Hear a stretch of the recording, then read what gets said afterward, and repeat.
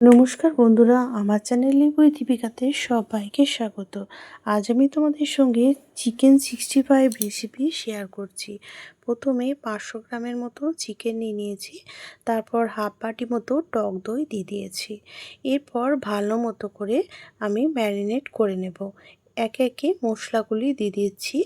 আদা লঙ্কা বাটা 1 চামচের মতো দিয়ে দিয়েছি, 1 চামচের মতো রসুন বাটা দিয়ে দিয়েছি, আর 1 চামচের মতো লঙ্কা গুঁড়ো দিয়ে দিয়েছি। আর হ্যাঁ, একটা কথা বলতে ভুলে গেছি, আদার সঙ্গে আমার জিরেটা বাটা ছিল। এরপর 1 চামচের মতো হলুদ আর ছোটো বাটির 1 বাটি কর্নফ্লাওয়ার দিয়ে দিয়েছি।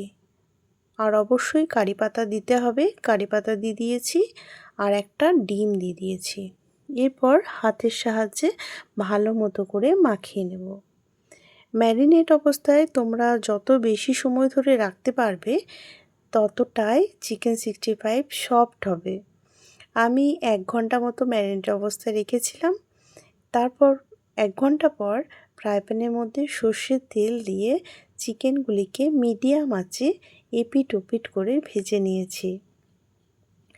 আর আমার ভিডিও যদি ভালো লেগে থাকে তাহলে ফেসবুক থেকে দেখলে প্লিজ আমার চ্যানেলটিকে ফলো করে দেবেন, আর ইউটিউব থেকে দেখলে আমার চ্যানেলটিকে লাইক, কমেন্ট, শেয়ার এবং সাবস্ক্রাইব করে পাশে থাকবেন।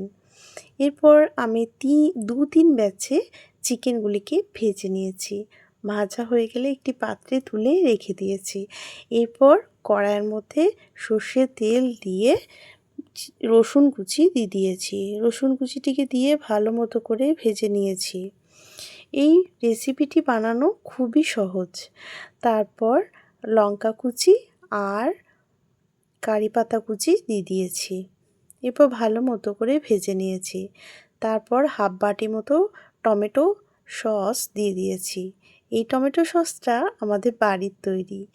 এরপর চিকেনগুলিকে দিয়ে ভালো মতো করে নাড়াচাড়া করে ভেজে একদম শুকনো শুকনো করে নিয়েছি। এটা স্ন্যাক্স হিসেবে খেতে দুর্দান্ত। তোমরা বাড়িতে একবারও হলে ট্রাই করে দেখো, আর আমাকে অবশ্যই কমেন্ট বক্সে জানিও।